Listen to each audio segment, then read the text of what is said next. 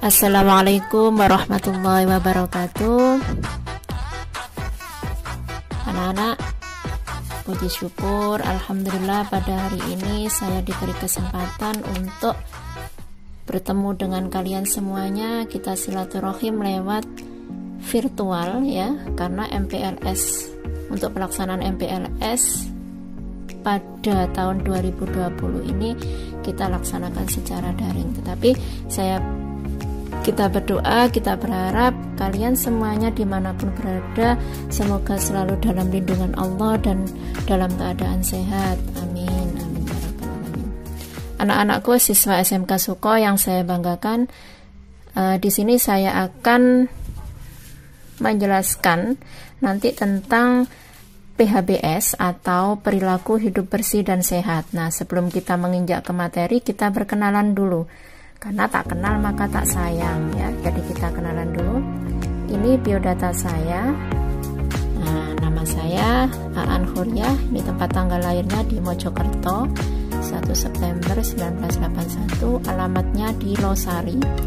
Nanti kalian ketemu saya lagi pada saat KBM ya. Jadi saya nanti mengampu mata pelajaran IPA. Ya, itu nomor HP saya. Oke, cukup perkenalannya, kita next ke materi. Nah, perilaku hidup bersih dan sehat atau PHBS di sekolah. Nah, kita tahu bahwa perilaku merupakan penyebab terbesar masalah kesehatan. Ya. Jadi hakikat perilaku itu kita tahu. Jadi kita mempunyai pengetahuan. Pengetahuan itu akan menimbulkan sikap dan tindakan. Nah, tahu atau tidak tahu, kemudian sikapnya mau atau tidak mau kita mempraktekkan, tindakannya mampu atau tidak mampu, dan semuanya itu didukung juga oleh yang namanya sarana. Nah, jadi perilaku hidup bersih dan sehat atau PHBS definisinya yaitu sekumpulan perilaku yang dipraktekkan atas dasar kesadaran sebagai hasil pembelajaran yang menjadikan seseorang atau keluarga dapat menolong diri sendiri di bidang kesehatan dan berperan aktif dalam mewujudkan kesehatan masyarakatnya. Nah, di situ ada 5 kata yang saya kasih warna kuning itu. Jadi itu intinya dari perilaku. Jadi perilaku hidup bersih dan sehat, ada perilaku, ada kesadaran, ada pembelajaran, kemudian menolong diri sendiri dan berperan aktif. Nah, mengapa sih sulit kita melakukan PHBS? Sulitnya ber-PHBS. Nah, jadi PHBS itu kesadaran ya, kita tahu tadi kita sudah membahas definisinya. PHBS adalah kesadaran mempraktekkan perilaku bersih dan sehat dalam kehidupan sehari-hari, baik di rumah, di sekolah, di kantor, dan sebagainya. Tetapi mengapa sulit untuk dilakukan? Ya. Nah, next ini PHBS. PHBS di bidang gizi dan farmasi, PHBS di bidang kesehatan lingkungan, kemudian PHBS di bidang pemeliharaan kesehatan, dan PHBS di bidang KIA dan KB. Ini umum ya, ini umum untuk 4 bidang PHBS ini secara umum. Nah, kalau di sekolah nanti akan saya jelaskan lebih lanjut.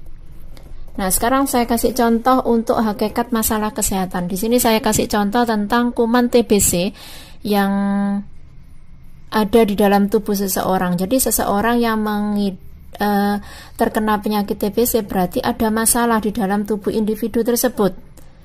Mengapa sih sampai dia terkena kuman TBC?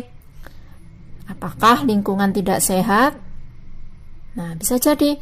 Kemudian yang pertama ada alternatif perilaku tidak bersih dan sehat. Kemudian yang kedua, perilaku yang tidak partisipatif bagi individu yang mengidap TBC tadi akan menyebabkan penularan. Nah, penularan itu sehingga kuman TBC merajalela di tubuh banyak orang. Jadi di masyarakat akan banyak yang terkena penyakit TBC, ya.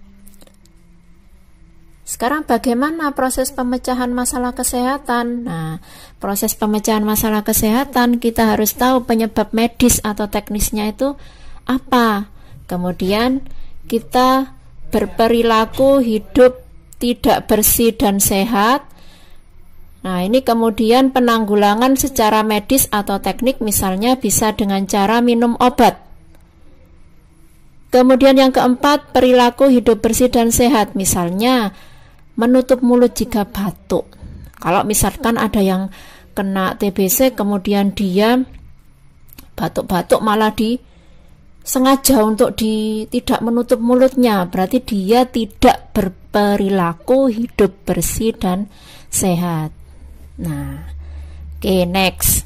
Kita sekarang ke PHBS di sekolah, ya.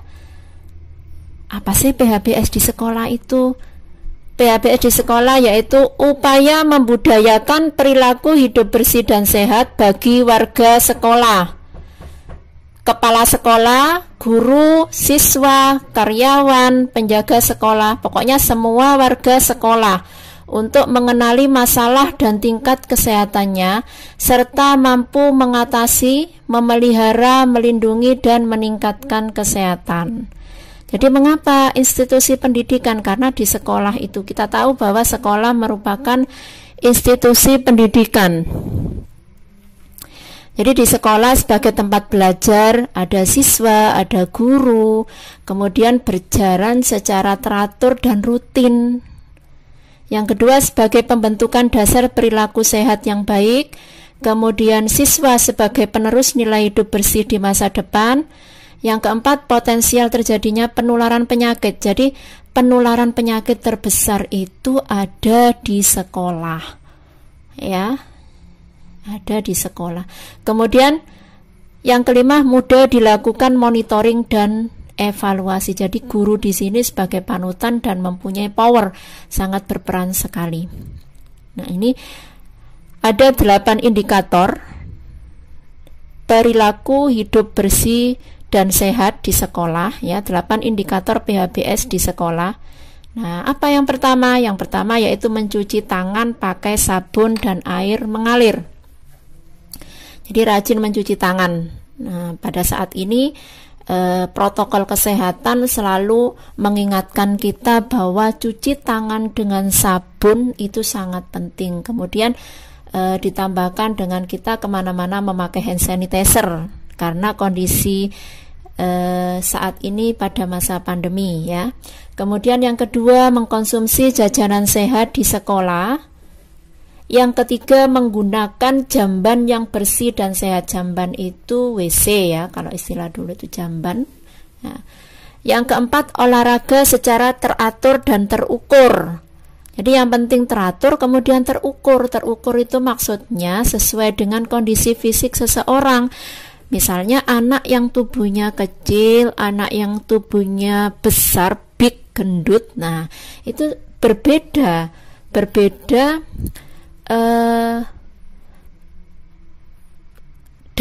dalam melaksanakan olahraga itu ukurannya berbeda. Kemudian 5, memberantas jentik nyamuk.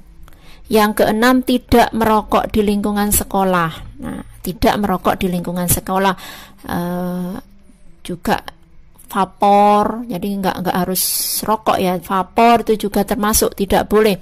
Kemudian yang ketujuh, menimbang berat badan dan mengukur tinggi badan secara rutin. Yang kedelapan, membuang sampah pada tempatnya. Nah, ini dari 8 indikator tadi ada strata dalam PHBS. Kalau yang 1, 2 itu strata 1, 3 dan 4 ini strata 2, 5 dan 6 strata 3, 7 dan 8 strata 4. Nah, itu untuk PHBS. Next saya lanjut ke visi misi UKS. Jadi unit kesehatan sekolah. Apa sih visi misi UKS? Di dalam sekolah kita tahu ada unit kesehatan di sekolah, ada unit kesehatan sekolah ya. Visinya yaitu mewujudkan generasi muda sehat, mandiri dan misi yaitu yang pertama mendorong terwujudnya lingkungan yang kondusif untuk tumbuh kembang AUS secara optimal. AUS itu anak usia sekolah. Kemudian yang kedua mampu menanggulangi pengaruh negatif, misalnya rokok, narkoba, pergaulan bebas, karena kalau pergaulan bebas sudah ada pada diri seorang remaja, kalian ini kan masa remaja ya, maka akan selanjutnya pasti akan terkena yang namanya narkoba, seks bebas. Nah, itu jadi salah satu misi dari UKS, mampu menanggulangi pengaruh negatif. Kemudian yang keempat, meningkatkan pelayanan kesehatan bagi anak usia sekolah yang bermutu, merata, dan terjangkau. Ya. Next. Nah, ini strata pelaksanaan program UKS atau trias UKS. Ya. Kita harus tahu tujuan program UKS itu apa sih?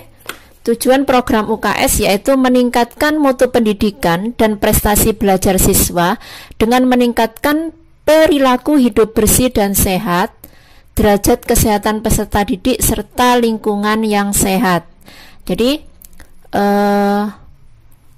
akan menumbuhkan rasa tumbuh dan berkembang harmonis dan optimal sumber daya manusia yang berkualitas. Itu tujuan program UKS. Kemudian tujuan khususnya ada 3 di sini. Yang pertama, meningkatkan pengetahuan, sikap dan keterampilan untuk melaksanakan PHBS.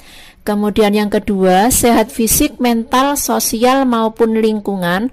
Yang ketiga, memiliki daya hayat dan daya tangkal terhadap pengaruh buruk. Nah, negatif tadi, pengaruh negatif tadi. Yang pertama, penyalahgunaan narkoba, alkohol, kebiasaan merokok, seks bebas, dan lain sebagainya. Nah, bagaimana goalnya UKS?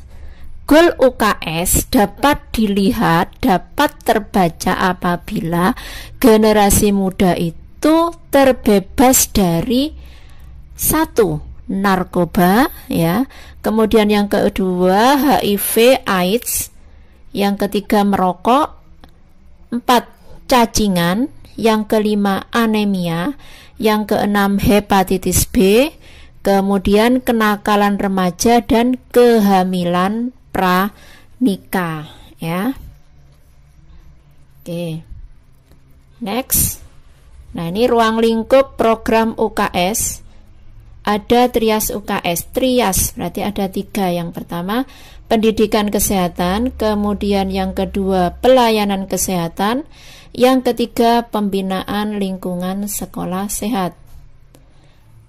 Apa saja sih bentuk-bentuk penyelenggaraan dari ketiga trias UKS itu? Yang pertama, di sini pendidikan kesehatan.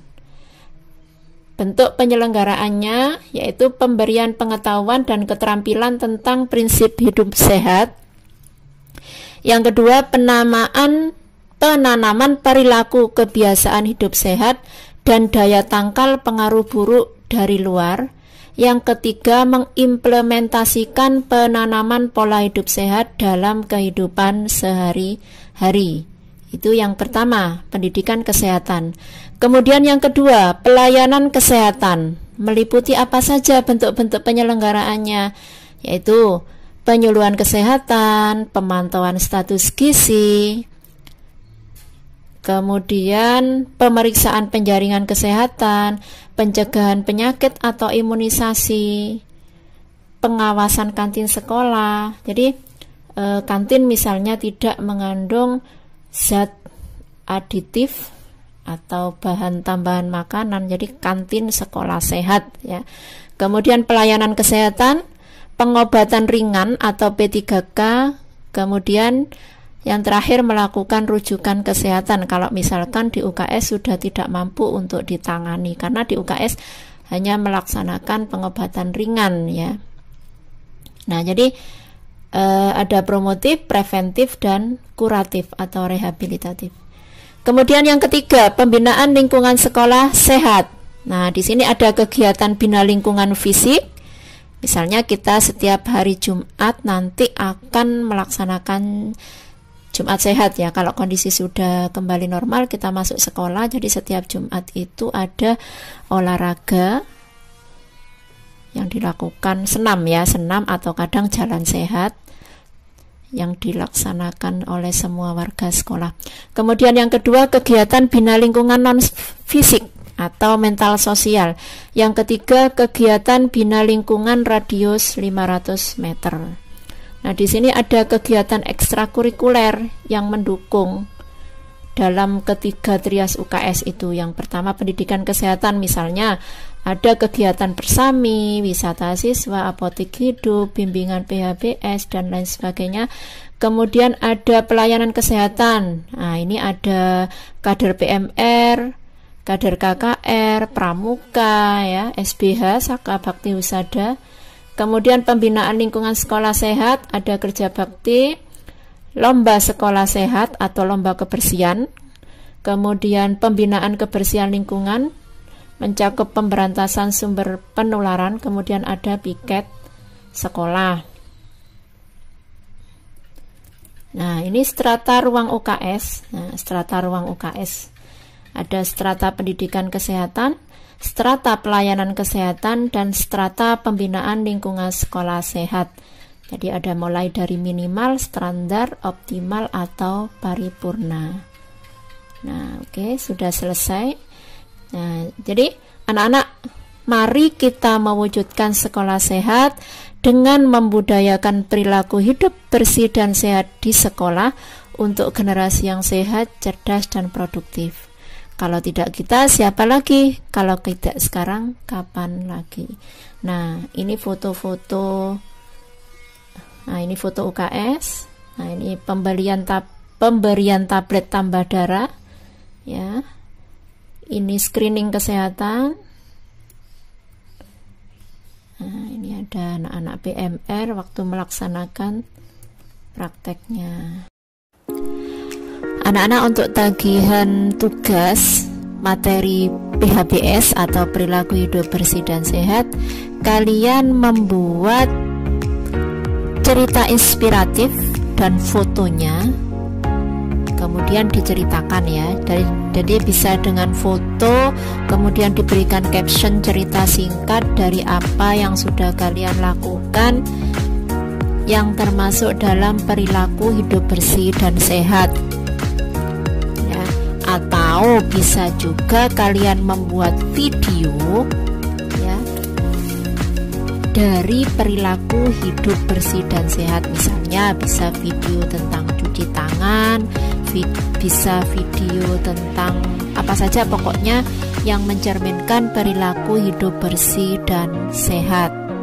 Dilaksanakan secara individu, bisa dengan keluarganya di rumah juga tidak apa-apa ya. Nah, itu nanti dikirim ke IG-nya OSIS SMK Negeri 1 Soko ya. Semuanya wajib mengerjakan karena itu merupakan salah satu bentuk tagihan dari saya. Nah, oke, sekian dari saya. Terima kasih. Assalamualaikum warahmatullahi wabarakatuh.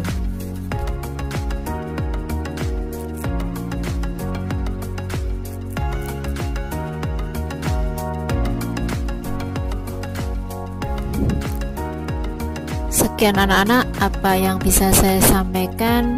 Jangan lupa, penularan virus corona dapat dicegah dengan menerapkan perilaku hidup bersih dan sehat. Sehat itu indah, sehat itu gratis. Salam sehat. Terima kasih. Assalamualaikum warahmatullahi wabarakatuh.